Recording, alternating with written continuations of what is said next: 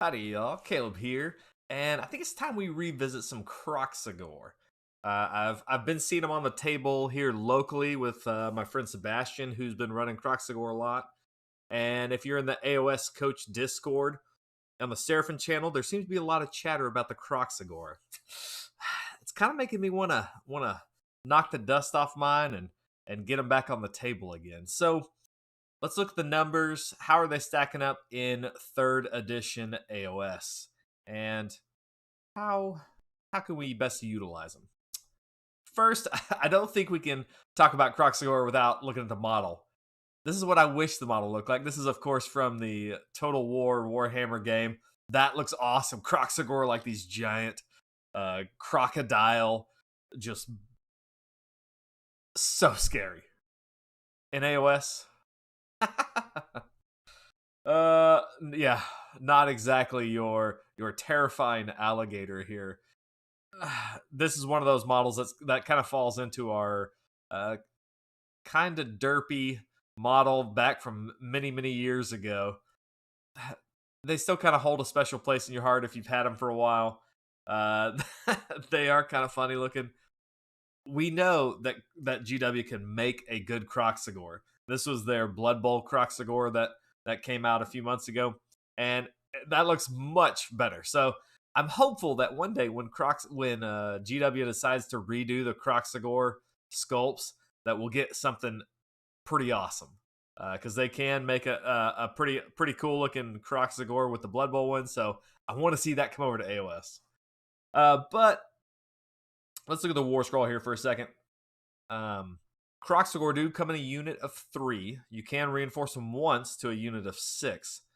They're lacking a lot of the keywords, and I think that's one of the downfalls to the Kroxigor is they don't really have any keywords. If we look here at their keywords, they have Order, Seraphim, and Kroxigor. So what they're missing is Skink and Saurus. So those two keywords are what we apply a lot of our buffs to in the Seraphim army. And so they're missing those. So there's not quite as many buffs you can hand to them. There are a few. Any of the ones that you can do to generic Seraphim, you can add to the Kroxigor, but they're missing out on, the sub-faction stuff. That doesn't mean you can kind of plug them, play them wherever you need to, and you don't have to really worry about wasting any of your buffs on these guys. Spend your buffs other places and let these guys kind of operate on their own. They do have a move of 8, so not too bad. That's a decent movement. Not too slow, not too fast. They do have 4 wounds, which will keep them from being counted as 2 models on an objective. They'll only count as 1. So they're not going to be scoring you objectives. But that's not really what they're there for. They're here to do some damage. They're here to smash some hordes. We'll look at that later. They do have a 4-up save, so not a terrible save. That can be easily buffed to a 3-up with all-out defense. You can pop Mystic Shield on them if you want to try to keep them alive even longer. They do have a bravery of 7 in Coalesce. You won't be able to modify that, which is nice. So they're not going to really take a hit too much in bravery. If you lose 1, you're not worried about it. If you lost 2, you're only going to lose the 3rd one on a 6. So good bravery there for these guys. Their weapons, you can take out of your 3, you can take 2 with the Maul and 1 with the Moonhammer, or you can take all 3 with the Maul. And I think there's some discussion on what your damage output looks with that. With the Drakebite Maul, you do have 2-inch range, which is great. That means they can fight over the top if you do reinforce this unit. They can fight in ranks, which is important because unit cohesion, you're going to have 6. You're going to have to keep that unit cohesion. You want to be able to fight with their main weapon in ranks. They do have 4 attacks for each one of those. 4s and 3s, -1 rend, 2 damage. So not great rend, not a great hit profile. But we can modify that with one of their special abilities. The Moonhammer does have a special ability, and that is going to be a horde killing weapon. You measure every enemy model within 2 inches, and however many there are, that's how many attacks you have. So they can really ramp up pretty high if you've got some mortals you're going up against. Otherwise, the same hit and wound profile. For that one, both of those are doing 2 damage, and so that's pretty nice to be able to really pump out some damage with these high volume attacks. They also have Vice-like Jaws. 1 inch range on this, so only your front lines are going to be attacking with this one. 1 attack, 4s, 3s, -1 and 1 damage. But they do have an ability with this. Jaws like a steel trap. And on a 6 to hit, it'll do a mortal wound in addition to any normal damage. So a nice little ability there to proc some mortal wounds in combat. Some of their other abilities are their battle synergy with the skinks. And this will let you get a +1 to hit rolls for free here, as long as you're wholly within 6 inches of any skink unit. And so it is that skink bolded keyword. So anything with that keyword will proc this battle synergy. You're talking your engines of the gods, any of the little skink heroes, Bastildons, Stegodons. There's lots of things that have that skink keyword. So keep in mind what does and try to charge into combat at the same time with the Kroxigor so that you can keep that wholly within 6. If you're not making a charge with your skink unit 2, it's going to be kind of hard to maintain that 6 inches. Not impossible, but it will be much more difficult. So plan on charging your skink unit in also into combat to get that easy +1 to hit. So that's a quick look at its war scroll. Let's look at some damage numbers. So our first table here we're looking at is our base loadout for the Kroxigor. No buffs, 3 Mauls, because we don't want any variants of hordes to look at this base damage. And we're looking at a 6.5 damage versus a 4-up save. It's not bad, it's not great. For 150 points currently for Kroxigor, I'd expect a little bit more. But that's what we're starting at for 6 1/3. If we're playing this in Coalesced, probably Thunder Lizard. That's where I think most of our best lists are at the moment is in Thunder Lizard. And I think that's where you'll see Kroxigor the most, because we do get extra attacks for the jaws. It makes them tougher, makes them harder to kill. So I like Kroxigor in Coalesced, especially Thunder Lizard. Here we get +1 to our jaw attacks, and that gives us basically just an extra mortal wound in there. I mean, an extra 1 damage onto this. It is nice that you'll be rolling extra dice for those mortal wounds, so that hopefully you can roll a couple of those to get some mortal wounds through. I think here is the loadout you'll probably use the most. You've got your +1 jaw attacks, and you're getting your +1 to hit either from being wholly within 6 inches of a skink unit or from just all-out attack. So there's multiple ways to get +1 to hit for the Kroxigor, and so I think you should be reliably able to get that. And here's what we're looking at with just our +1 to jaw attacks and +1 to hit one of those ways. And you're looking at about 9.5 damage versus a 4-up save. Now, this is interesting because this is actually slightly more than a single salamander will do in shooting and melee. If it charges in, it's shot, and it does melee. So for the same point value here, it's 10 points difference, you're getting a little bit more damage from the Kroxigor with not a whole lot of investment here. Now you can pump up salamanders a little bit more because they do have that skink keyword, but Kroxigor can take a few buffs. But just point for point and the damage, they're actually about even with a salamander. So that's kind of interesting now. Salamanders have continually raised in price, and Kroxigor have just been sitting there waiting for them to catch up. And so I think that's just interesting. Are they better? Maybe not. Salamanders have some unique abilities. They have the ability to shoot and lots of little rally tricks, but Kroxigor are in that bracket. Let's look at if we are going to buff up just 3 Kroxigor. With a couple of extra heroes here, a couple wizards, we can get some extra damage out of them. +1 to jaw attacks from Coalesce, +1 to hit from either a skink or all-out attack, and the ever popular Hand of Glory spell that gives us reroll hit rolls of 1. That's always great, especially when you have a lot of attacks. To pop that onto anything in our army loves Hand of Glory. So you're going to be fighting over this spell in your army. But let's say you're going to buff up your Kroxigor to go in, give them that reroll hit rolls of 1. And then I love the Skink Starseer spell with Kroxigor. That is that -1 to an enemy save if they're in range. and you're basically giving your Kroxigor +1 to its Rend. So now they're at Rend 2 for all of its attacks. Much juicier. So a Skink Starseer could be a unit that you kind of tag along with these Kroxigor to give them their buffs, that +1 to hit for being near a skink, and this ability to cast a spell here. So if we can get those two spells off, we're upping our damage a little bit. We're up to almost 13.5 damage versus a 4-up save. Not bad. I don't know that that's necessarily worth the resource cost that you're putting into that. You've got 2 spells that you're pumping into here that you could be putting into other units that the Kroxigor aren't involved with. So you can apply them, and it will be good for them, but not necessary here. Now let's take a look at our Moonhammer. And I think this is really where, I've struggled before in the past when we could add extra attacks, like a bunch of extra attacks because of the old Thunder Lizards and stuff. Mauls, I think, had some really good play.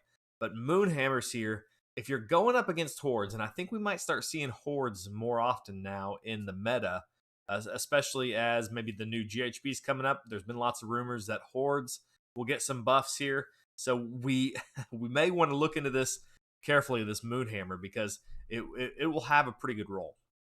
But remember, you're looking at the number of models within 2 inches of the model with the Moonhammer. That's how many attacks you're going to get. And so I think what the ideal situation would be hitting into a horde of 25mm bases. So we've got a picture here of my Kroxigor going into some clan rats, and I think this is a basic formation for 25mm bases. You've got 10 wide, 2 deep, and that's a unit of 20. You might have more than that if they had 30 in the unit, but usually they start spreading out a little bit. In this formation, you can get quite a few in.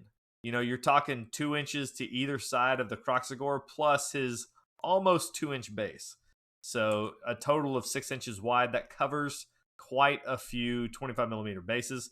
When measuring it, it looks like you're getting in about that many into his attack profile. That's 12 out of the 20 there. A pretty healthy number of that unit is going to be in attacks. And so now you're going from your standard 4 attacks for Mauls, you're tripling that up to 12 attacks for the Moonhammer. That's pretty juicy, especially when they're doing 2 damage each. So that damage, Moonhammer, you get 12 attacks for that one model, 8 total for the other 2. And so you're at 20 attacks for these 2 damage weapons. And you still have all your jaw attacks, which you get +1 to your jaw attacks because coalesced, +1 to hit from a variety of ways. And you're looking at 14 damage versus a 4-up save. So not too shabby. Against a unit like the Plague Monks, you're pretty much wiping them on an average roll. And that's pretty nice. Very good against hordes there. And that's just a unit of 3. That's 150 points going into a horde unit there. And you're going to do significant damage with that Moonhammer. If you did buff it up even more, with the Hand of Glory and the Starseer spell, you're going to get even more through. You're looking at 20 damage versus a 4-up save. So if you can buff this unit and then send it into a horde, you're going to devastate it. It's going to be nasty. So it will do some serious damage versus a horde. So I like that a lot. Now here's where it gets really fun. If you reinforce this unit, put those Moonhammers on the front ranks. Because if you have a unit of 6, you can get 4 of these guys in. They're all within cohesion of 2 units here. But you get those 4 Moonhammers in, and now you're looking at quite a few. So you're still able to cover the majority of this horde with both Moonhammers. And they overlap, and so they're doubling up. You're going to get 12 from each of those Moonhammers. So in a unit of 6, you're looking at 24 attacks from the Moonhammers into a horde. And then you've got your 4 from this one, 4 from that one. And these guys can hit over the top. So they're still getting their 4 attacks in. So in total, with all of those attacks and your jaw attacks from that front line, you're getting 50 attacks from this Kroxigor. That's pretty nice. 50 attacks, most of them doing 2 damage, some of them doing mortals. For 300 points here for this unit, not too shabby, and it will do some pretty serious damage.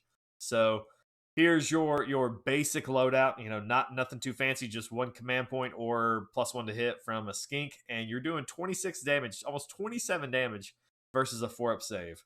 Against most hordes, this will absolutely clear them. A lot of these hordes are on 5s to save, and you're going to be doing almost 34 damage versus that horde. So you're going to clear most hordes with this unit. If they do spend some command points to give them some +1s to save, you'll still kill the majority of them with this unit. So I really like that. If you have the ability to buff them up, you can get you can get 38, almost 39 damage if you use the Hand of Glory and the Starseer spell. That is just nasty. If you say that's not enough, I need more. Here we go.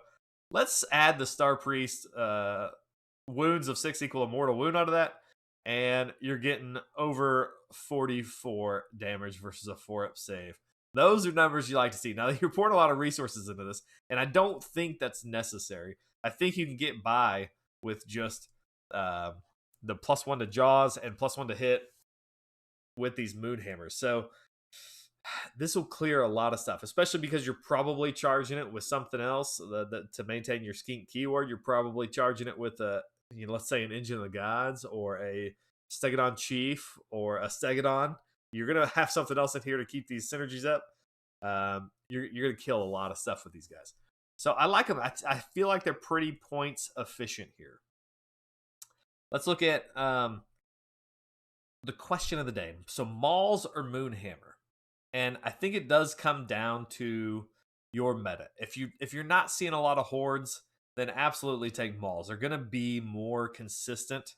You're going to get that 17 damage from 6 Kroxigor with Mauls. You're not really having to spend a lot of resources on these guys to get that kind of damage output. So I like that. That's consistent. Moonhammers, if you're going up against a single target, you're really only losing about 3.5 damage by taking the Moonhammers. And your single model targets aren't really your priority anyway. If you're fighting 2 models, I don't know what would have 2 models. I'm sure there's stuff out there, fulminators or something.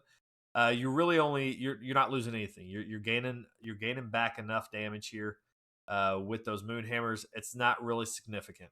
And then if you're fighting a horde, you're doing a lot more damage with the Moonhammer. So I think in most situations, Moonhammers are going to be the way to go. Unless you're just never facing hordes, then Mauls. But Moonhammers are consistent enough. They're doing enough damage, even against single targets, that I think you'll be fine doing Moonhammers. So I'm running these numbers. I'm sitting here thinking, okay, I think I'm ready to get the Kroxigor back on the table. Their price hasn't increased at all. I don't think it's increased at all in any of the FAQs. So they've kind of stayed consistent. Now they're a decent play for getting some good melee in what is normally a pretty shooting heavy list in Thunder Lizards. Let's look at a sample list here. And this is just kind of a list I was wanting to try out. And this is Seraphim, Thunder Lizard. Obviously, we got Beastmaster to keep all of our beasts alive for our grand strategy. Triumph Inspired, probably won't get that because we're at 1995. And I think a lot of the stuff you're going to see is pretty standard in a Thunder Lizard list. You got your Engine of Gods. I'm taking it as my general with Prime War Beast, Fusilic Conflagration, Beastmaster, and Curse. This guy is, one of my melee targets. It's a support hero, usually through turns 1 and 2, and then I'm sending it in to do some melee, popping that curse off when I can, and healing things up, summoning, just all around. Great piece. Engine of the Gods, love that. But it also has a skink keyword, so if you need to support some Kroxigor, you can. Also got my Slann Star Priest with Stellar Tempest. You've always got to have a Slann to control the magic phase and pop some mortal wounds across the board. Star Priest with Hand of Glory. Just a great pick there to support my big block of 30 skinks that I have down there. 2 skink priests, one with heal and one with guidance, just kind of are my utility pieces there, but they also support my 2 Basildons that I have in this list. My battle line, I've got 30 skinks with bolt spitters, and clubs. And I like the clubs because you're going to throw these guys into melee at some point, and those clubs will really do a lot of damage. You're not too worried about the shields anymore because you can't stack those saves very well. But the clubs will actually do some damage in melee once you, especially if you got the mortal wounds, and especially if you got the mortal wounds from Curse going off. 2 units of 10 skinks just to fill out some battle line. And then I'm taking the Kroxigor in minimum units. And I think the reason I'm doing that, I'm not too worried about doing that max damage. I think if I'm going into a horde, I've got enough shots from skinks. I've got enough shots from Basildons if I need them. I'm sending in these Kroxigor to kind of clean up chaff units and to wreck some hordes. They'll still do some damage, but that leaves me free to kind of have a little bit more board control with minimum units. You could easily combine these into one big unit if you want to, and it's not going to affect your drops because you can still put this into the double battle regiment. Then I've got 2 Basildons here in the list, which is, pretty standard for Thunder Lizard. Love those Basildons. And I've got them in 2 battle regiments to make this 2 drops. That's 125 wounds, 2 drops, 1995. Pretty solid list. It has some good all-around stuff. Your Kroxigor, your engine are really your kind of your melee threats, along with your 30 block of skinks when you need to throw them in. But then you have quite a bit of shooting. You've got, your 60 shots from your skinks coming out and your double firing Basildon in Thunder Lizard. So you've got some good shooting, some good melee, kind of an all-around play. You may struggle a little bit on board control. You don't have anything that can deep strike, but I think you've got enough units here that you can spread out pretty wide and cover the board. The Kroxigor can kind of operate on their own, but I think in this case, I would send them off with a unit of 10 skinks, or send them off with the Star Priest and the big block of skinks, and they can kind of be that counter charge unit.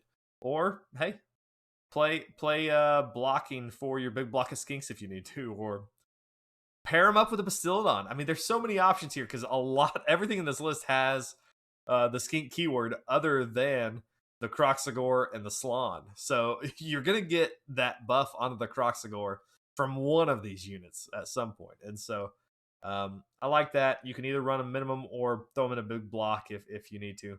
But pretty fun list. I think I may try this one out at some point. All right, that's it for the Kroxigor. Let me know have you been playing them, or are you planning on playing them? Are you waiting for a new sculpt? And what do you run, Moonhammers or Mauls? I think running the numbers, I've convinced myself to do the Moonhammers. I was kind of on Team Maul for a while because I wasn't seeing very many hordes. But as we see hordes kind of coming back, maybe we've got quite a bit of Soul Blight around here that we may see those Moonhammers making a resurgent. Kroxigor playing a role with us for killing out some hordes. All right, guys, that's it for Kroxigor. Now, GW, give us a new sculpt, please. All right, guys. See y'all next time.